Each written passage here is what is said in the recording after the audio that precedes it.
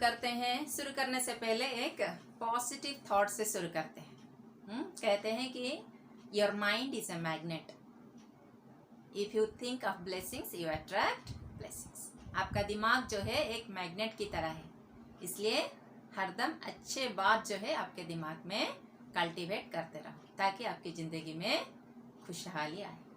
चलो इस अच्छे विचार के साथ शुरू करते हैं RLC सीरीज सर्किट। अब मैं बच्चों आपको ऑलरेडी पढ़ा चुकी हूँ। अगर आप इंडिविजुअल रेसिस्टर लेते हो तो आपका वोल्टेज करंट क्या होता है? They both will be in phase, और you can say the phase difference is a 0. You represent like this. This is your voltage drop across the resistor and this is the current. This is for the resistor. Fine, this is the phase diagram. And how much power you got it?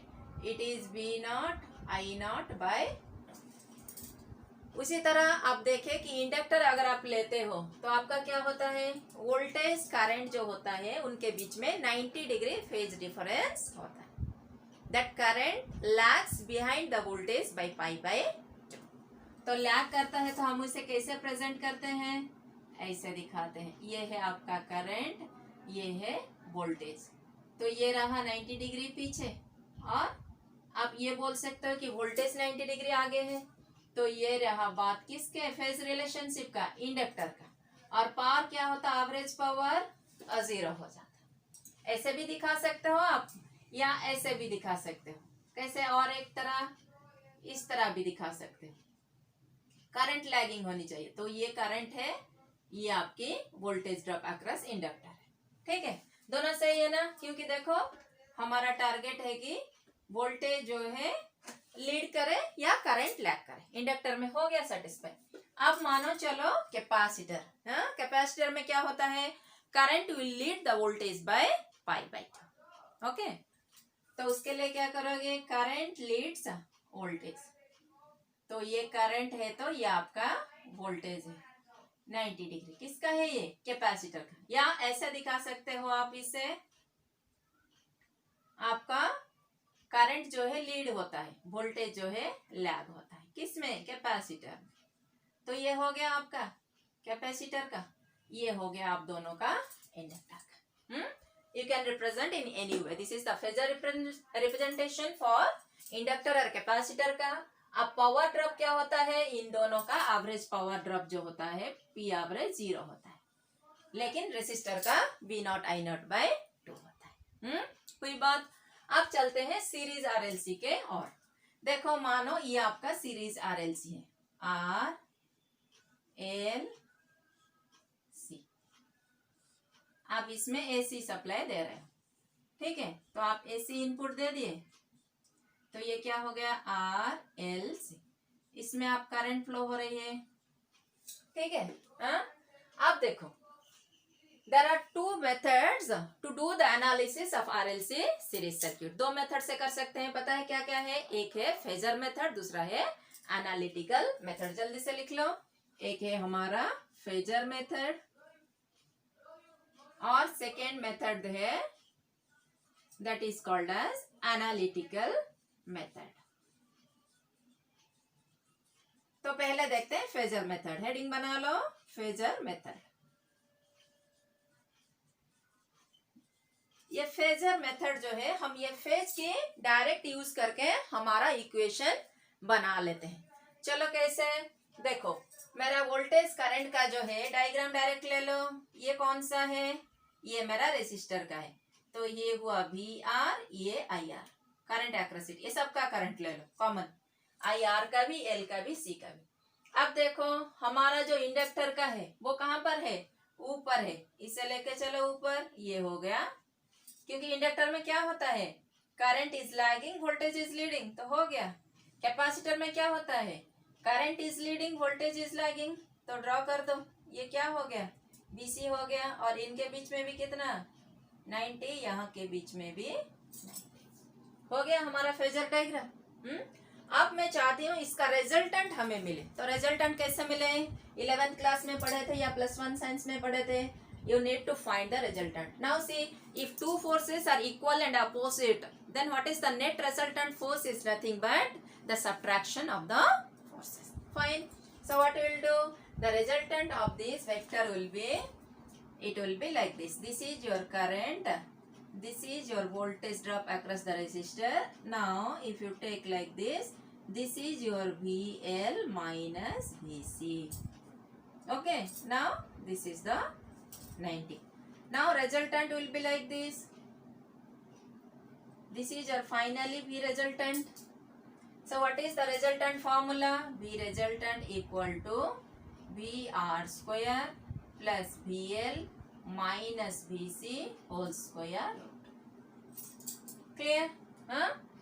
Again that is 2AB cos theta, but here the angle between them is 90. Cos 90 is 0. So we are not writing the third term. Actually, if A and B are two vectors, the resultant vector is square root of A square plus B square plus 2AB cos theta. Since theta here is 90 degree, cos 90 is 0. So hence I am not writing the third part. Clear? अब आ जाओ simplification पे. अब हमारा ये जो VR है, मैं इसे क्या लिख सकती हूँ? जो वोल्टेज है इसे लिख सकती हूँ मैं I M R लिख सकती हूँ. सॉरी, ये तो टोटल वोल्टेज है हमारा. VR का मतलब ये नहीं है, ये रेसिस्टर के R का वोल्टेज है. ये है total voltage, that is resultant voltage. और जो रिजल्टेंट वोल्टेज है ये भी, तो मैं यहाँ पे अगर लिखूं तो इस VR को क्या मैं लिखूं? I into R whole square plus यहाँ पे भी VL को मैं क्या लिखूं? I into XL minus I into XC whole square. Fine. अब क्या करते हैं? I को बाहर ले आते हैं तो क्या मिलेगा हमें? R square plus XL minus XC whole square. अब इस I को लेके इस तरफ डिवाइड कर दो, V बाई I. आप तो ऑलरेडी पढ़ चुके हो ohm's law, V equal to IR और V by I equal to R. That is in the case of DC circuit, but here we are dealing with AC. It is not only dealing with resistance, but also it is dealing with reactance of inductance and capacitance. Fine. So when you are dealing with resistance as well as reactance, then the term impedance comes into picture. Fine. So what you will write? V by I, it is equal to Z, that is root of R square plus XL minus XC whole square. So write what is your Z? It is nothing but impedance. What is impedance? It is the combination of resistance and reactance. The reactance, it may be inductive reactance, the circuit may be capacitive, we don't know. Okay. So it is the combination of resistance and reactance. Basically reactance comes into picture when you are dealing with a circuit in which there is some frequency exist. In DC circuit there is no frequency. Frequency is 0. So hence that opposition is called as a resistance. In AC circuit the same opposition, but the name is impedance because reactance another factor coming into picture. तो इसलिए दोनों को मिला के हम impedance बोलते हैं. लेकिन ओवरऑल देखोगे तो रेजिस्टेंस का भी यूनिट ओम है और इम्पीडेंस का भी यूनिट भी ओम है. हाँ, क्लियर? तो चलो अब इसका इम्पीडेंस ट्रायंगल जो है ड्रॉ करते हैं. अब देखो ये क्या हो गया, जैसे मानो C है, ये A है, ये टोटल B है, तो आप क्या लिखोगी? C equal to A square plus B square. तो ये क्या हो गया? पाइथागोरस थ्योरम हो गया. तो अब हम इम्पीडेंस ट्रायंगल भी ड्रॉ कर सकते हैं, है कि नहीं? तो चलो make the heading impedance triangle. Impedance triangle करो. अब देखो Z जो है इसका मतलब क्या है? वो रिजल्टेंट है. तो रिजल्टेंट मानो तो ये आपका ट्रायंगल है, तो ये आपका रिजल्टेंट है, मतलब ये आपका हाइपोटेनस है. तो ये हो गया Z. अब ये हो गया आपका R, ये हो गया आपका XL माइनस XC. हाँ, तो हो गया आपका Z इक्वल टू, हम क्या लिखते हैं? Hypotenuse equal to perpendicular square plus base square root. So equal to root of R square plus XL minus XC whole square. Let this angle be phi. तो अब हम phi कैसे लिखेंगे? अब बोलो इसमें से tan phi equal to P by B, perpendicular by base. तो क्या लिखेंगे? XL minus XC by r. और what is r phi? That is equal to tan inverse xl minus xc by r.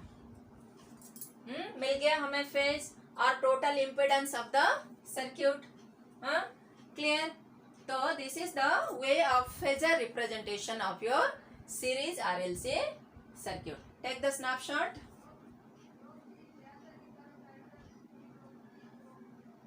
Okay. Now let us start the analytical method. Make the heading analytical method.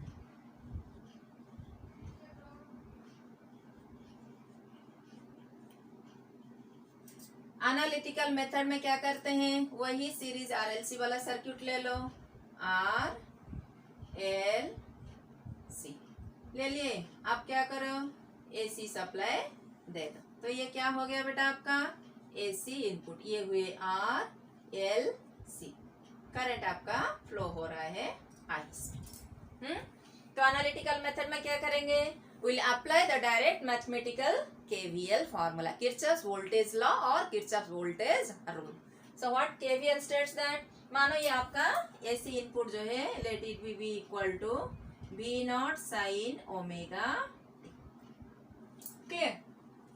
तो अगर आपका पापा मानो 50,000 कमाते हैं, आपके घर में आप 2 बच्चे हो और आपके माँ है, तो तीनों पर जितना कमाते हैं उतना ही खर्चा होगा. तो इन तीनों का खर्चा को ऐड कर दो तो आपके ये मानो पापा ही घर पे कमाने वाले, तो उनके बराबर होनी चाहिए कि नहीं? तो इसी तरह अगर मानो ये टोटल वोल्टेज आपका V है और ड्रॉप अक्रॉस 2 रेसिस्टर है, उसे मानो VR है. ड्रॉप अक्रॉस इंडक्टर जो है उसे VL मानो. ड्रॉप अक्रॉस 2 कैपेसिटर है उसे VC मानो. तो टोटल ड्रॉप कितना हुआ आपका? आप अप्लाई करो KVL. तो लिख लो apply KVL. The total voltage V equal to VR plus BL plus BC. मैं ऑलरेडी आपको बता चुकी हूँ कि कैसे लिखते हैं. हमारा V जो है उसे क्या लिखेंगे? V naught sine omega T. BR क्या है? करंट I फ्लो हो रही है, रेसिस्टेंस R. और इंडक्टर में ड्रॉप कितना होता है? LDI by dt. तो लिख लो LDI बाय dt. कैपेसिटर में V equal to Q by C. क्योंकि Q इक्वल टू C भी है ना, तो V equal to Q by C हो गया. सिंपल सा. अब हमें पता है कि बेटा जो I है वो क्या है? Change in current. इसे लिखते हैं हम ऐसे, dQ by dt is nothing but our current. जो जहां पर करंट है वहां रिप्लेस कर लो. तो क्या लिखोगी? V naught sine omega T equal to, यहाँ लिख लो dQ बाई dt. R को पहले ले आओ प्लस L. ये क्या हो जाएगा बेटा? d square Q by dt square plus Q by C. इसे अगर मैं अरेंज कर दूं बच्चों तो कैसे लिखूं मैं? This is equal to L d square Q by dt square plus R dQ by dt plus Q by C. पता है ये कौन सा इक्वेशन है? 11th में इन +1 science you have studied about this. This is the oscillation. तो उसमें आपको कौन सा सॉल्यूशन मिला था? सो इसमें Q इक्वल टू आपको मिलेंगे Q equal to Q naught sine omega T plus theta. ये है आपका Q. That is the solution of this quadratic equation. This is the equation of oscillation. तो आप क्या करोगे? इसका Q है तो आपको dQ चाहिए, तो इसका कर लो डिफरेंशिएशन. तो dQ बाई dt क्या हो जाएगा? Q नॉट साइन का होगा डिफरेंशिएशन कॉस, और ये ओमेगा टी जो है चेन रूल अप्लाई करने से ओमेगा टी का omega. So omega Q naught cos omega T plus theta. Clear? आप और एक बार करो डिफरेंशिएशन, क्योंकि हमारा d square Q by dt square है, तो इसे और एक बार कर लोगी तो ये फिर एक बार आ जाएगी ओमेगा. और कॉस का डिफरेंशिएशन होता है माइनस साइन, तो क्या लिखोगी? Minus omega square Q naught cos का हो जाएगा, सॉरी बेटा, sine omega T plus theta. Clear? तो आप ले लो, इसका स्नैपशॉट ले लो।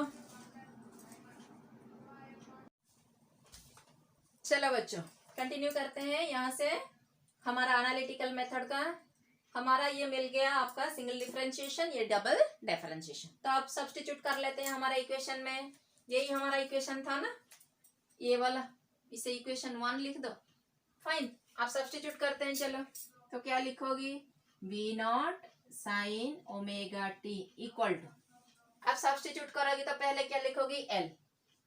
तो D square Q by D T square हमारा क्या है, minus omega square Q minus omega square Q naught, ये मल्टीप्लीकेशन टर्म है, sine omega T plus theta. Second term क्या है, plus R Q by C D Q by D T. तो क्या है वे, omega Q naught cos omega T plus theta. Third term क्या है, क्यू बाई सी, क्यू क्या है, Q naught by C sine omega T plus theta. हो गया।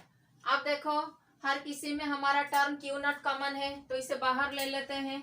क्यू नॉट, ओमेगा यहाँ पे है, यहाँ पे है, यहाँ नहीं है, कोई बात नहीं, हम डिवाइड कर लेंगे। हाँ, तो क्यू नॉट ओमेगा को बाहर ले लो, तो आपके अंदर क्या रहेंगे बेटा, यहाँ minus L omega sine omega T plus theta.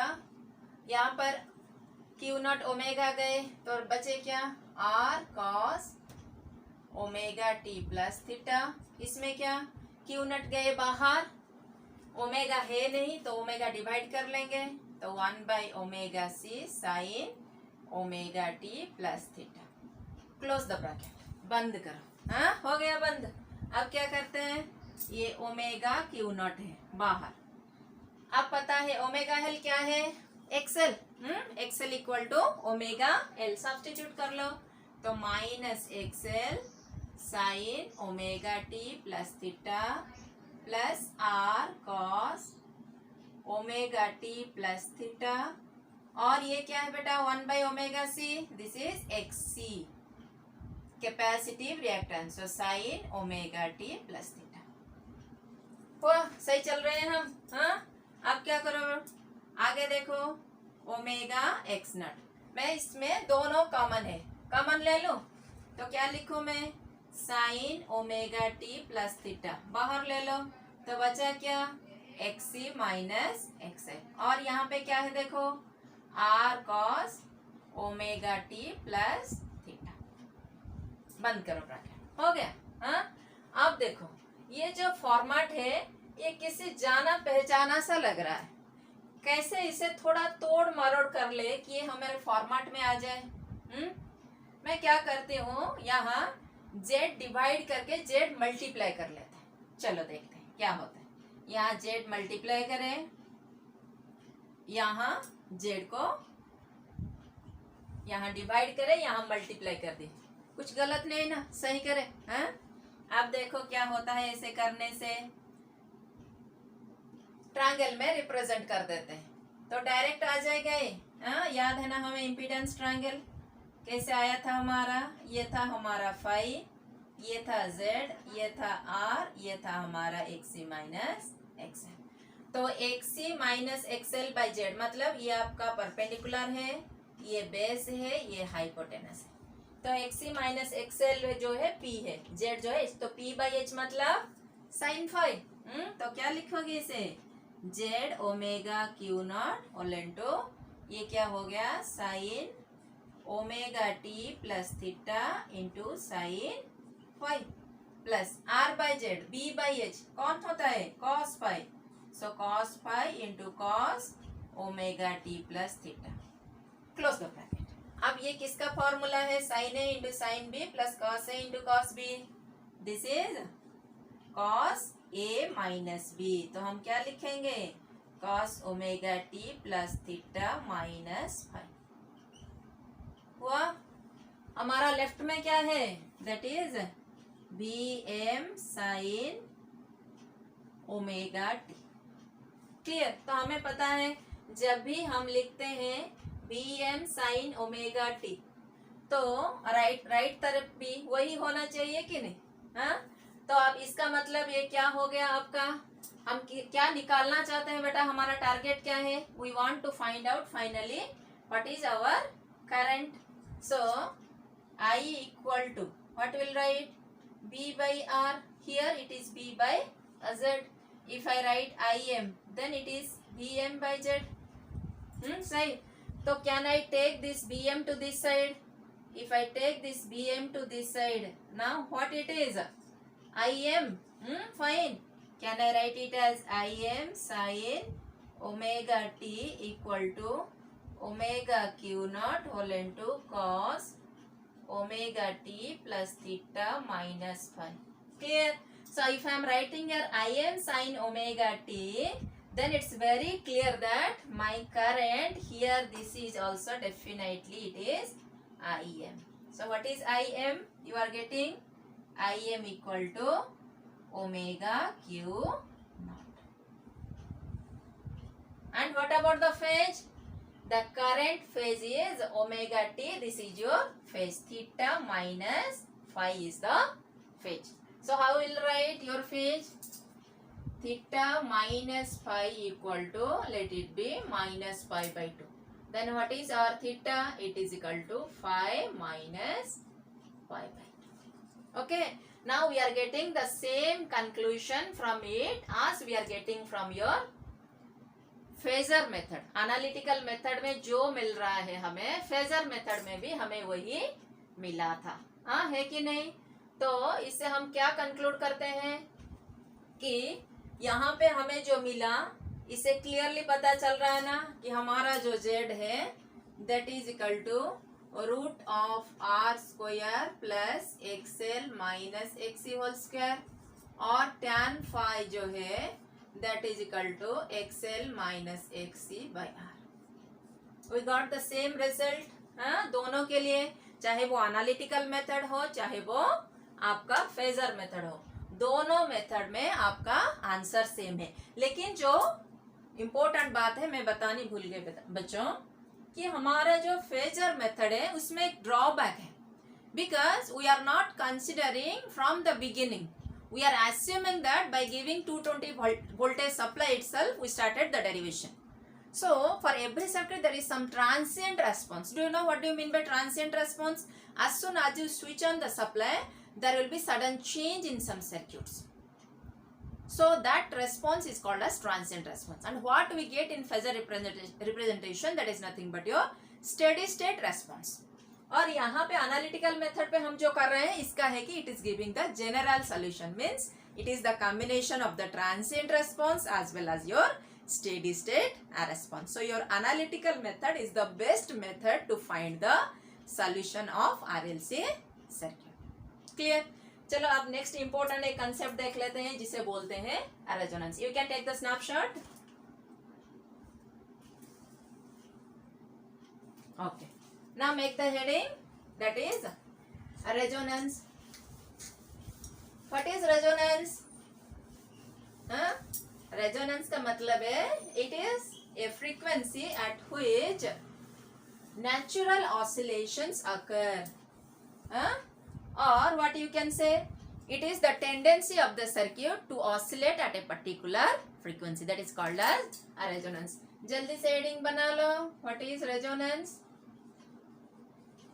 लिख लो. It is the tendency of the circuit,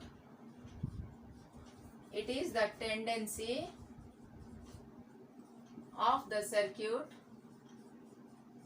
circuit को शॉर्ट में हम सीकेडी लिखते हैं. सर्क्यूट टू ऑसिलेट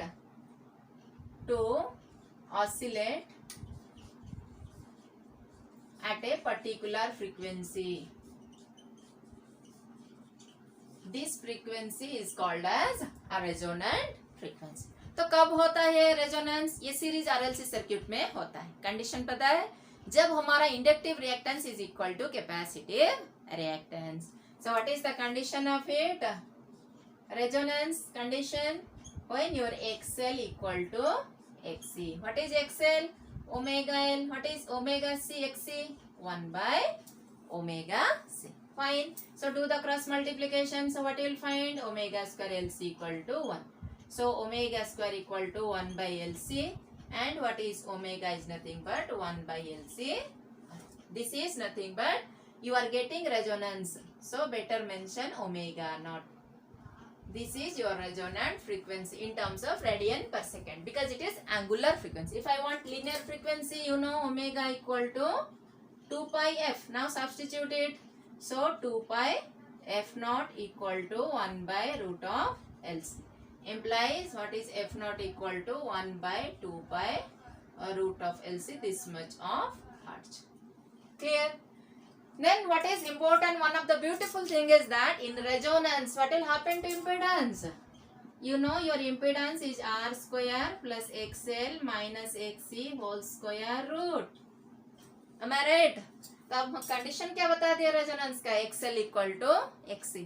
तो ये जो पार्ट है 0 हो जाएगा.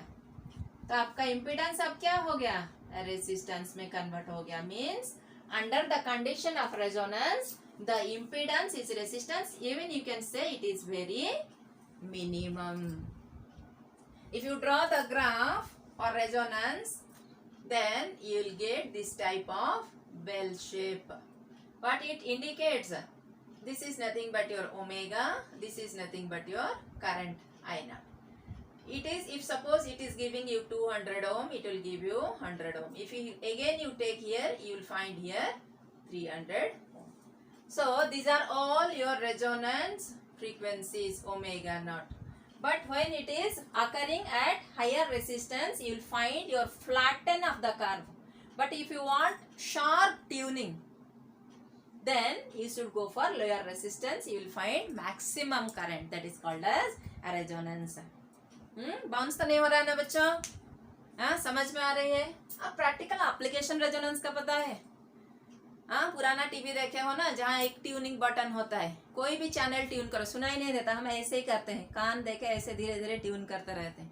उसी के अंदर ये रेजोनेंट सर्किट है, RLC का है. एक पर्टिकुलर फ्रीक्वेंसी पे क्या हो जाता है, ये इसके अंदर जो है इंडक्टर और कैपेसिटर, उसका जो रिएक्टेंस है वो कैंसिल हो जाता है. जब कैंसिल हो जाता तो क्या होता है, रेसिस्टेंस घट जाता है, मतलब इम्पीडेंस रेसिस्टेंस में बदल जाता है, करंट पीक में चला जाता है, मैक्सिमम. तो हमारा सिग्नल की क्लैरिटी सुनाई देती है. तो basically it is used for the tuning purpose, that's what, और you can say selectivity of the channel, that is the application of your resonance. ठीक है बच्चों, चलते हैं. अपना ख्याल रखो, खुश रहो, मस्त रहो और आनंद से पढ़ाई करते रहो.